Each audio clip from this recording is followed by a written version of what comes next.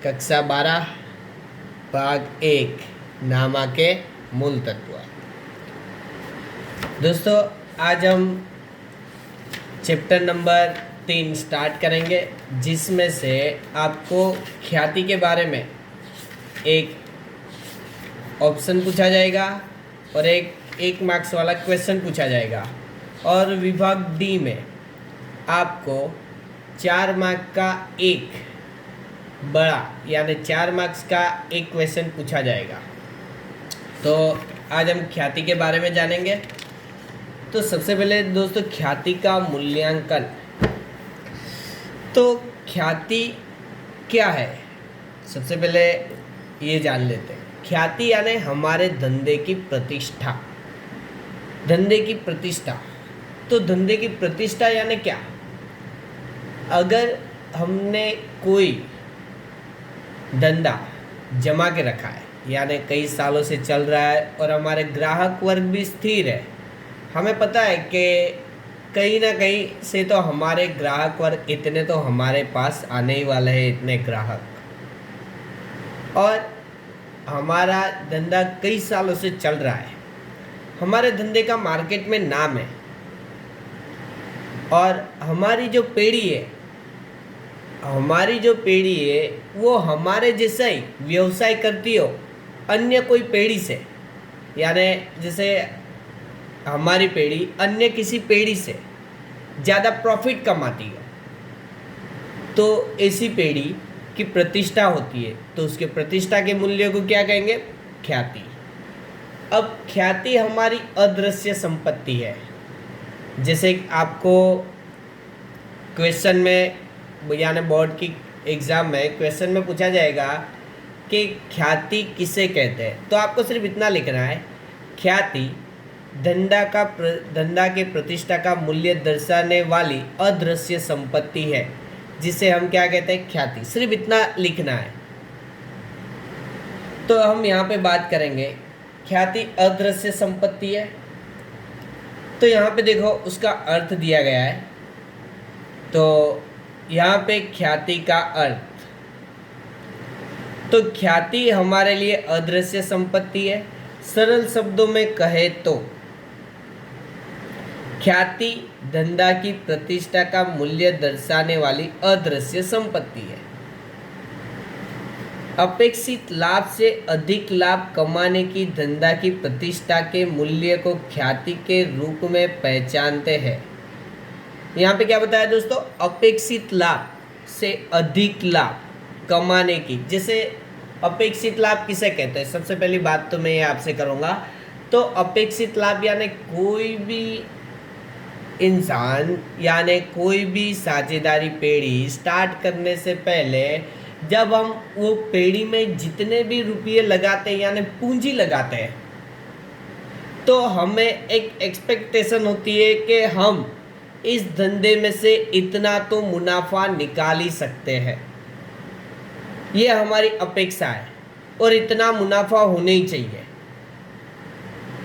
और अगर उससे अधिक मुनाफा होता है वर्तमान मूल्य में, जैसे मान लो कि किसी इंसान ने एक पीढ़ी स्टार्ट की और पीढ़ी चालू करने के लिए उसको 12 लाख रुपए लगे, तो वो बंदा ऐसे ही चाहता है कि पूरे साल में मुझे मिनिमम उसकी एक्सपेक्टेशन कितना होगा?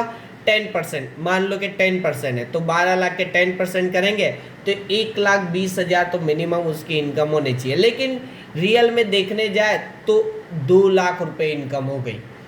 तो ये वर्तमान प्रॉफिट हुआ, हमारा वर्तमान लाभ हुआ।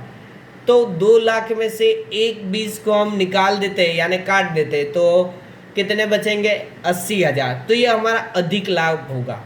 और जब भी अपेक्षित लाभ से अधिक लाभ प्राप्त हो तो ऐसी पेढ़ी की ही ख्याति होती है, ऐसे हम कह सकते हैं। जो पीढ़ी अपनी प्रतिष्ठा विशेष प्रकार के स्थिर ग्राहक वर्ग हो, अन्य कारणों से सामान्य पीढ़ी की अपेक्षा अधिक लाभ कमाने की क्षमता रखती हो, वह पीढ़ी ख्याति रखती है। ऐसा कह सकते हैं ख्याति के मूल्य का आधार पीढ़ी की लाभ कमाने की क्षमता पर निर्भर है। यानी जो पीढ़ी जितना लाभ कमाती है वो उस पीढ़ी की ख्याति उतनी ही ज़्यादा होती है।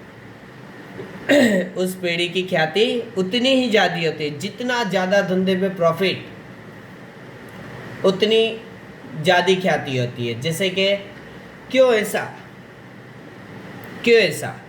क्योंकि देखो, जिस धंधे में प्रॉफिट ज़्यादा है और लाभ ज़्यादा होता है उस धंधे का आयुष्य लंबा यानी ज़्यादा होता है। उस धंधे का आयुष्य कैसा होगा? ज़्यादा यानी लंबा होगा और वो पीढ़ी कई सालों तक चलते रहेगी। लेकिन जिस पीढ़ी का लाभ कम होता है, वह पीढ़ी प्रॉफिट कम कमाती है। लाभ कम होता है तो उसका प्रॉफिट भी तो कम होता है, तो उसकी ख्याति भी कम ही होती है। अब ख्याति कौन कौन से व्यवसाय में सबसे ज़्यादा होती है और कौन कौन से व्यवसाय में ख्याति कम होती है, इसकी बात करेंगे दोस्तों। तो जिस पीढ़ी में रिस्क ज़्यादा हो,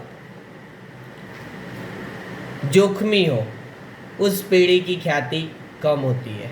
और जिस पीढ़ी में रिस्क कम हो, उस पीढ़ी में यानी जोखम कम हो बराबर, तो उस पीढ़ी की ख्याति ज़्यादा होती है। और पीढ़ी की ख्याति में जो कौशल्य होता है वो खूब ज़रूरी होता है, यानी बहुत ही ज़रूरी होता है। जैसे कि दोस्तों, डॉक्टर और वकील, टीचर, इन सब लोगों के व्यवसाय की ख्याति बहुत कम होती है क्योंकि हर कोई इन लोगों का बिजनेस नहीं कर सकता। लेकिन कोई भी दुकान हो जो सामान्य रूप से चला सकता हो कोई भी इंसान, तो उस पीढ़ी की ख्याति ज़्यादा होती है। हम आगे देखेंगे दोस्तों। तो हानि हो तो उस धंधा में ख्याति का अस्तित्व नहीं होता। ख्याति को पक्की तलपट में संपत्ति लेना में बिन चालू संपत्तियों के शीर्षक अंतर्गत अदृश्य संपत्ति के रूप में दर्शाई जाती है। दोस्तों, इस बार जो लास्ट टाइम अभी एग्ज़ाम हुई थी, जैसे कि जून या जुलाई में एग्ज़ाम हुई थी, उसके अंदर ख्याति के बारे में क्वेश्चन पूछा गया था। तो उसका आंसर यहाँ पे है। ख्याति को पक्की तलपट में कहाँ दर्शाया जाता है? तो ख्याति को पक्की तलपट में संपत्ति लेना पक्ष में बिन चालू संपत्तियों के शीर्षक अंतर्गत अदृश्य संपत्ति के रूप में दर्शाया जाता है। बराबर, ये 1 मार्क्स का क्वेश्चन आप लोगों को, यानी इस एग्ज़ाम में अभी लास्ट टाइम जो बच्चे फेल हुए थे, फिर से उनकी एग्ज़ाम हुई थी, उसके अंदर पूछा गया था कि ख्याति कहाँ दर्शाई जाती है। बराबर, पक्की तलपट में ख्याति कहाँ दर्शाई जाती है? तो उसका आंसर ये रहा। अब ख्याति के मूल्यांकन को प्रभावित करने वाले परिबल, यानी कोई भी चीज़ हो, व्यवसाय हो या फिर, तो उसको प्रभावित करने वाले कई सारे यानी परिबल होते हैं, यानी तत्व होते हैं। तो उसकी बात करेंगे हम दोस्तों। सबसे पहले धंधे का स्वरूप। जिस पीढ़ी द्वारा अपेक्षित लाभ की अपेक्षा अधिक लाभ कमाने की शक्ति, अधिक मूल्य वृद्धि वाली वस्तु के उत्पादन के कारण हो, स्थिर बिक्री में अधिक लाभ का योगदान रखने के कारण, अथवा अन्य कोई कारण से अधिक लाभ हो, वहाँ ख्याति का अस्तित्व है। यानी हम ऐसे कह सकते हैं कि अपेक्षा से ज़्यादा प्रॉफिट होता हो, उस पीढ़ी में अधिक लाभ प्राप्त होता है। और अधिक लाभ प्राप्त करने वाली कोई भी पीढ़ी, ख्याति उसका, यानी उस पीढ़ी में ख्याति का अस्तित्व होता है। यानी धंधे का स्वरूप बहुत मान्य रखता है। और धंधे का स्वरूप यानी कई प्रकार के व्यवसाय होते हैं, तो आप किस प्रकार का स्वरूप पसंद करते हैं उस पर डिपेंड करता है। धंधे का स्थल, दोस्तों धंधे का स्थल भी बहुत इम्पोर्टेंट है ख्याति के लिए। कई बार धंधा किस स्थान पर स्थित है उस पर लाभ कमाने का आधार होता है। यदि धंधा मुख्य स्थान पर स्थित है जहां पर उस वस्तु के ग्राहक अधिक से अधिक आते हो तो उस धंधा में कमाई के अवसर अधिक होते हैं। ऐसे मौके के स्थान पर स्थित धंधा की ख्याति अधिक होती है।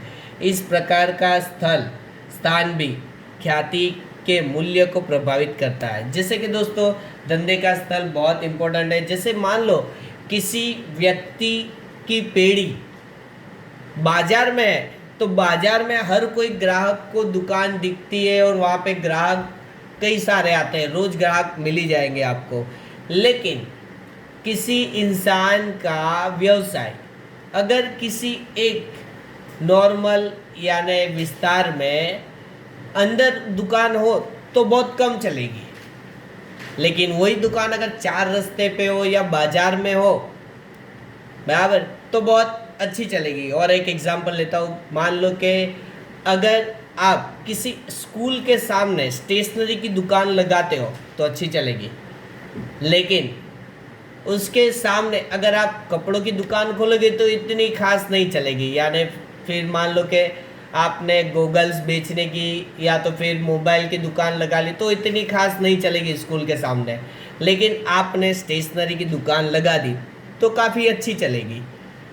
वैसे ही थिएटर के सामने अगर आप स्टेशनरी की दुकान खोलो तो नहीं चलेगी, लेकिन थिएटर के सामने आप यानी नाश्ते की दुकान खोलो तो बहुत चलेगी। यानी धंधे का स्वरूप और धंधे का स्थल बहुत मान्य रखता है ख्याति के लिए, बहुत मायने रखता है, सॉरी यानी बहुत मायने रखता है। उसके आगे देखो धंधे का वर्ष, यानी धंधे के वर्ष की बात करूँ तो दोस्तों धंधा जितना पुराना ख्याति उतनी ही उसकी ज़्यादा होती है, क्योंकि धंधा जितना पुराना हो तो लोगों को उतना ही ज़्यादा विश्वास बैठता है। धंधा के वर्ष मुद्दत, सामान्य रूप से धंधा जितना पुराना होता है उसकी प्रतिष्ठा उतनी ही बाजार में अधिक होती है, कारण कि बहुत सारे ग्राहक उससे परिचित होते हैं। यानी ग्राहक कई सारे लोग उस दुकान के बारे में जानते हैं, पुरानी दुकान है, हर लोगों को पता होती है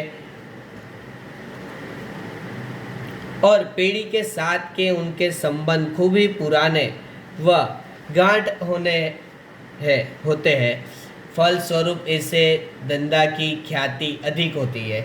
इस प्रकार के वर्ष भी ख्याति के मूल्य को प्रभावित करती है। यानी धंधे के वर्ष बहुत मायने रखते हैं। अगर आपने कई सालों से धंधा जमाया हुआ है, लोगों के साथ व्यवहार किया हुआ है और कई सालों से लोगों के ज़बान पर आपकी दुकान का नाम है तो आपके धंधे की ख्याति होती है, क्योंकि कई सारे लोग आपकी दुकान से इतने सालों से व्यवहार कर रहे तो आपके ग्राहक वर्ग भी का बहुत स्थिर हो गए और प्रॉफिट भी अन्य पेढ़ी से ज़्यादा ही होगा।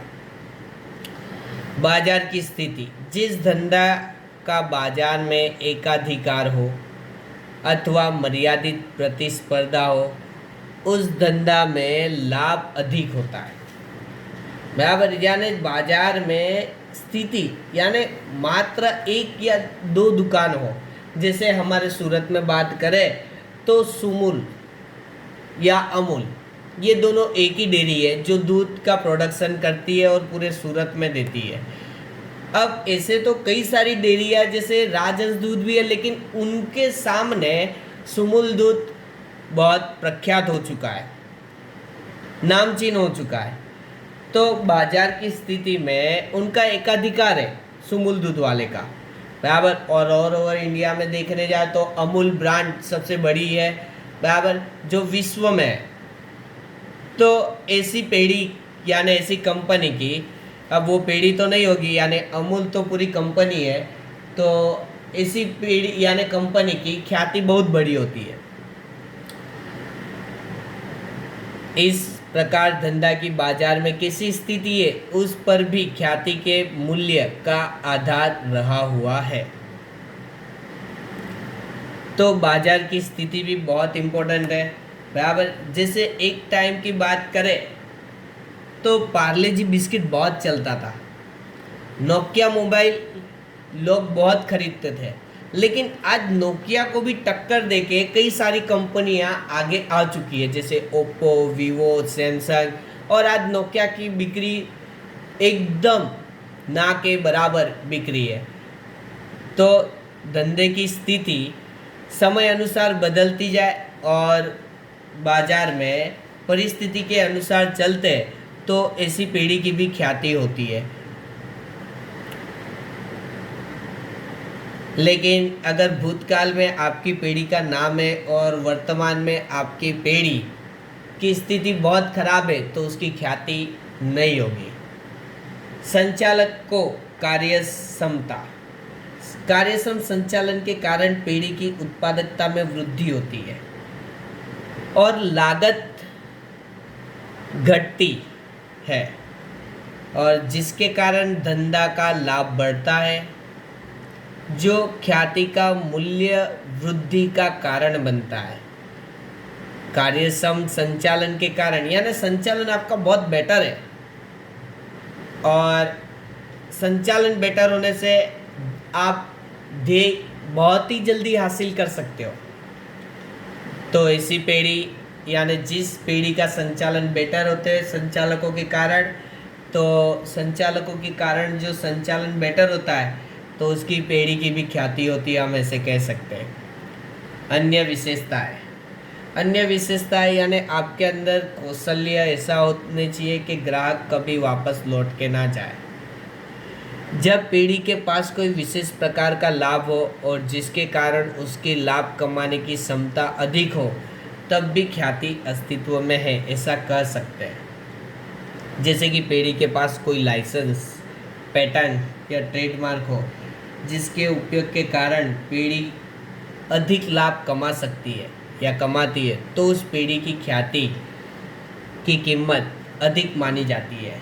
जैसे आपको मैं एक तौर पे एग्जांपल दूँ कि चलो आज हमने एक मस्त कांच वाली बराबर डेयरी खोल के रखी है और उसको नाम दे दिया श्री राम डेयरी।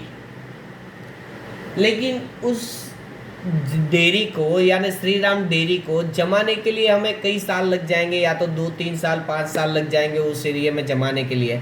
लेकिन हमने उसी दुकान का नाम अमूल या सुमूल डेयरी फार्म रख दिया तो लोगों के दिमाग में क्या होगा कि सुमूल डेयरी या अमूल डेयरी की कोई नई ब्रांच यहाँ पे खुली है, तो लोगों को विश्वास बैठ जाएगा। भले उसके अंदर अमूल या सुमूल डेयरी वाले का मालिक नहीं हो, लेकिन लोगों को विश्वास तो वही बैठेगा ना। इसके लिए कई पीढ़ी की जो नाम होता है, कई पीढ़ियों का जो नाम होता है, उस पीढ़ी का जो नाम से हमें फ़ायदा होता है बराबर, तो ऐसी पीढ़ी भी उस नाम के कारण ख्याति होती है। अब ख्याति के मूल्यांकन की आवश्यकता क्यों है? तो ख्याति के मूल्यांकन की आवश्यकता क्यों है? सामान्य रूप से ख्याति के मूल्यांकन की आवश्यकता धंधा के विक्रय के समय उत्पन्न होती है। यानी हम जब भी हमारा धंधा इतने सालों से जमा के रखा है, भले हमने कितनी भी पूंजी लगाई हो, लेकिन जब बेचने जाए ना तो अधिक लाभ कमाने वाली पीढ़ी अगर बेचने जाए तो उसका मूल्य हम ज़्यादा ही मांगेंगे, क्योंकि पीढ़ी में प्रॉफिट ज़्यादा होता है। इसके लिए उस टाइम पे हमें ख्याति का मूल्य जांचना जरूरी होता है। कंपनी के स्वरूप में संयोजन या समावेश हो तब। संयोजन और समावेश की बात करूँ तो दोस्तों, अगर 2 पीढ़ी बंद होके अगर एक पीढ़ी स्टार्ट होती है या तो फिर एक पीढ़ी किसी और पीढ़ी का व्यवसाय खरीद लेती है, तब संयोजन और समावेश की परिस्थिति आती है, तब ख्याति का मूल्य जांचना बहुत जरूरी होता है। जबकि साझेदारी पीढ़ी के किस्से में निम्नलिखित संजोगों में ख्याति के मूल्यांकन की आवश्यकता उत्पन्न होती है। अब यहाँ पे हमें रीज़न बताया, वर्तमान साझेदारों के लाभ हानि वितरण बंटवारे के प्रमाण में परिवर्तन किया गया हो तब ख्याति का मूल्य जांचना बहुत ज़रूरी होता है। नए साझेदार का प्रवेश हो तब, या तो फिर कोई साझेदार निवृत्त हो जाए तब, क्योंकि ऐसा क्यों होता है? क्योंकि इनकी ख्याति इनको हमें फिर से लौटानी होती है, क्योंकि सभी ने अपना योगदान पीढ़ी चलाने में सही तरह से समान हिस्से में दिया होता है। इसके लिए जब भी कोई इंसान यानी पार्टनरशिप करता है और मान लो कि ABC, अब तीनों ने कई सालों तक एकजुट होके अपनी पीढ़ी चलाई और नाम चिन्ह भी कर दिया है और धंधा अन्य पीढ़ियों से काफ़ी बेटर प्रॉफिट करता है। तो प्रॉफिट अच्छा होने के कारण जब वो इंसान अगर पीढ़ी में से छूटा होना चाहता है यानी अलग होना चाहता है, तो वो अपने धंधे का जितना योगदान दिया है उसका मूल्य भी लेना पसंद करेगा, अधिक मूल्य लेना पसंद करेगा, क्योंकि उसने भी योगदान दिया धंधे को नामचीन बनाने में। अब या तो फिर साझेदारी पीढ़ी का कंपनी में रूपांतर हो या तो पीढ़ी का संयोजन हो तब। अब ख्याति की पद्धतियाँ कितनी है? तो देखो, औसत लाभ की पद्धति, भारित औसत लाभ की पद्धति, अधिक लाभ की पद्धति और लाभ के पूंजीकरण की पद्धति। और गारंटी के साथ इन चारों पद्धति में से एक पद्धति विभाग डी में आपको पूछा जाएगा। 4 मार्क का क्वेश्चन, 1 मार्क्स का ऑप्शन और 1 मार्क का क्वेश्चन आपको विभाग बी, ये विभाग डी में, ये विभाग ए में और ये विभाग बी में पूछा जाएगा। टोटल 6 मार्क्स का चैप्टर है ये। अब बात करेंगे दोस्तों औसत लाभ की पद्धति, यानी सीधी भाषा में बताओ तो औसत लाभ की पद्धति में अगर ख्याति जब हम ज्ञात करते हैं ख्याति में, तो मान लो कि औसत लाभ की पद्धति कब उपयोग होगी? तो यानी हम कई वर्षों से व्यवसाय कर रहे हैं और प्रॉफिट में यानी लाभ हानि में बढ़ोतरी या कमी होती है, यानी वृद्धि या कमी होती है, उस समय हम औसत लाभ की पद्धति से ख्याति गिनेंगे। जैसे दोस्तों यहाँ पे एग्जाम्पल नंबर 1 में आपको दिया गया है कि पहले 2 लाख प्रॉफिट था 2011-12 में, फिर 2012-13 में 2,10,000 हो गया, फिर यहाँ पे प्रॉफिट घट गया। देखो, यानी बीच में कहीं पे भी प्रॉफिट घट जाए, बीच में कहीं पे भी प्रॉफिट घट जाए तो या तो फिर हानि हो जाए, तो ऐसे समय में हम औसत लाभ की पद्धति से हम ख्याति ज्ञात करेंगे।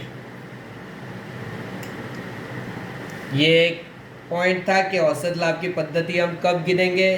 तो हम जितने साल की ख्याति ज्ञात कर रहे हैं और उसके अंदर एक भी साल ऐसा हो कि बीच में कहीं पे भी हानि हो जाए या लाभ में कमी हो जाए, तो हम औसत लाभ की पद्धति से ख्याति ज्ञात करेंगे। भारित औसत लाभ की पद्धति कब उपयोग की जाती है? तो भारित औसत लाभ की पद्धति की बात करूं तो हर साल प्रॉफिट में वृद्धि होनी चाहिए, कमी कोई साल नहीं होनी चाहिए। जितने साल की आप ख्याति ज्ञात करना चाहते हो तो हर साल प्रॉफिट ही प्रॉफिट होना चाहिए, यानी वृद्धि होनी चाहिए। तो ऐसे टाइम पे हम भारित औसत लाभ की पद्धति से ख्याति ज्ञात करेंगे। या तो फिर हर साल प्रॉफिट में कमी ही कमी हो, जैसे मान लो कि एक साल प्रॉफिट हुआ 1 लाख, फिर 1,20,000, 1,25,000, 1,30,000, 1,35,000, हर साल वृद्धि हो रही है प्रॉफिट में, समान दर से ना हो तो भी चलेगा।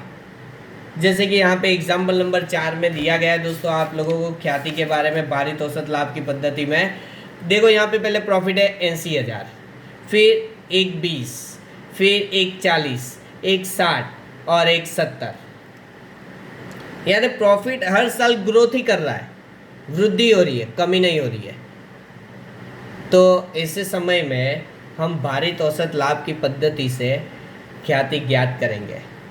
और फिर हमें और 2 पद्धति दी गई है हमें कि अधिक लाभ की पद्धति के आधार पर ख्याति ज्ञात करनी है, तो हम उस टाइप से गिनेंगे। और अधिक लाभ की पद्धति में 6 स्टेप में ख्याति ज्ञात करते हैं, लास्ट में ख्याति आएगी। यानी इसके अंदर हमने जितना भी इन्वेस्टमेंट किया गया है विनियोजित पूंजी के आधार पर हम ख्याति ज्ञात करेंगे। इसके ऊपर अधिक लाभ की पद्धति में सारे के सारे सूत्र दिए गए इसके किताब में, और लाभ के पूंजीकरण की पद्धति से ख्याति ज्ञात करेंगे इसके बाद। यानी टोटल हमारी ख्याति की 4 पद्धतियाँ हैं और चार पद्धति में से एक क्वेश्चन कंपलसरी आपको पूछा जाएगा 4 मार्क्स का। नेक्स्ट वीडियो में हम ख्याति के क्वेश्चन कैलकुलेट करेंगे और अभी हमने ख्याति की थियरी पढ़ी कि ख्याति किसे कहते हैं और कंपलसरी इसमें से 1 मार्क का ऑप्शन आएगा और 1 मार्क्स का क्वेश्चन पूछा जाएगा।